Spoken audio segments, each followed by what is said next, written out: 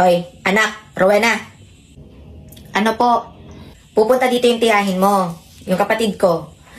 Mamasko ka doon, 100 pesos din yon. 100 pesos na naman? Dapat pag dumadagdag yung age, dumadagdag din yung demand. Saka yung ninang mo, pupunta rin dito, yung kuripot, yung 20 pesos lang ang binibigay tuwing Pasko. Humingi pa yun ng sukle, maganda ka ng barya ha. Ano, 20? Sabihin mo may sakit ako. 20 pesos sa loob ng isang taon, yun lang naipon. Eh di sana nagtrabaho na lang ako magbabalat ng sibuyas. Mas malaki pakikitain ko. Hay nako, pandagdag din yun. Hayaan mo na.